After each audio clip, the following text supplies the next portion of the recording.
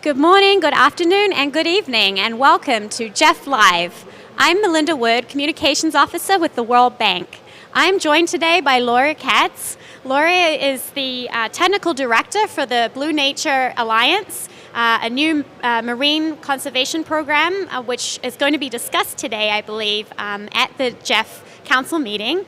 So Laure, I would really appreciate it if you could explain to us a little bit about what the Blue Nature Alliance is and why it's important.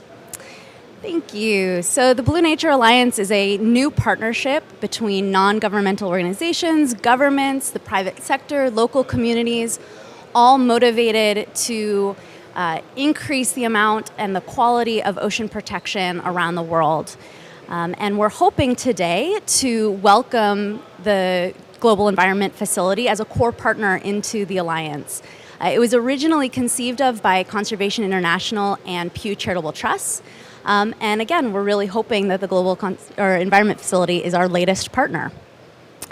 We are fundamentally driven by a call to action for more ocean protection, and at least 30% of the global ocean to be protected with the highest levels of protection possible, while recognizing the rights of indigenous communities and indigenous peoples and local communities. So why is this even important? Our oceans are the engine of life on Earth. It is the system that regulates our climate, it produces the air that we breathe, and it is the home of the most biodiverse ecosystems and largest animals on our planet. It's also what provides food and jobs for billions of people on the planet. And so if we're going to be able to continue to live on this planet, we need to protect our oceans.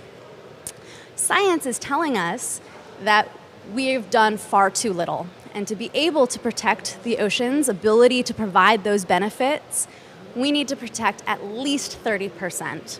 And so the Blue Nature Alliance has been set up to help build motivation, momentum, and accelerate the pace of ocean conservation. Fundamentally, we are built on optimism. And we've seen around the world different countries make pledges and commitments for greater areas of ocean conservation. So we've been moving as a community around marine protected areas for decades. In the last decade, we've actually seen exponential growth in the scale and pace of marine protection, and that's what we're trying to build upon. So it sounds like you're staying optimistic, coming off of the back of the COP meetings last week. We're now going into 2020, which has been dubbed the super year for biodiversity and for nature. I'm interested to know what that means to you and what you're looking forward to. Yeah, so 2020, the super year, isn't just about the year, it's about the start of a decade.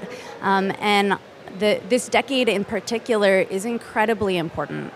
On one hand, we're seeing science come out that illustrates just how important nature is for people all around the world, whether it's the food that we eat, our climate, our jobs. Nature is critically important. We're also seeing science that says our window for protecting that nature and saving humanity is a decade long. And so the year 2020 to me is the start of a challenge. It's the start of a year and a decade where we need to take the action that's going to save this planet for humanity. Great. So we're here at the GEF Council meetings this week, and it sounds as though there's a lot of work being done on the new Blue Nature Alliance at the meeting. Can you talk a little bit more about what your role is in that meeting and what you're looking to see come out of it? Yeah, so the Global Environment Facility is considering a project related to the Blue Nature Alliance to come in as a core partner. And we're really excited for that consideration.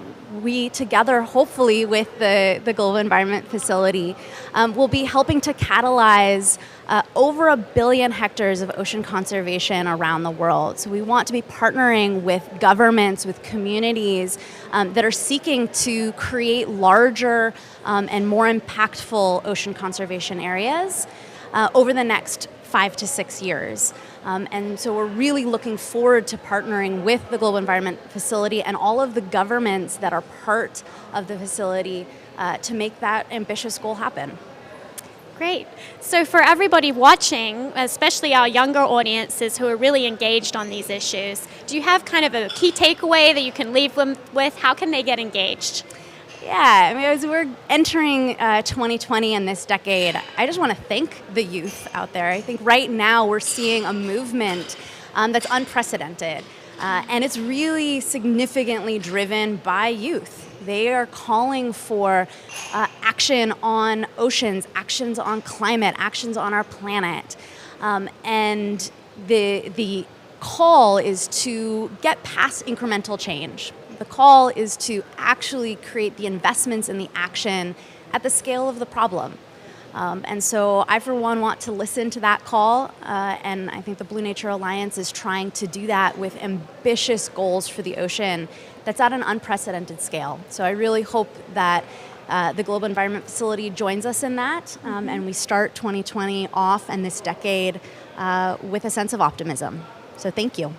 It's a great positive message to take away. So thank you so much, Laure, for being here with us today. And I hope that everybody will continue to engage with us online. You can engage with Conservation International at conservation.org. You can also engage with us at the GEF and also on Facebook at Connect for Climate. Please do leave a comment and share and engage with us. Thank you so much for joining us here from the GEF Live. Thank you.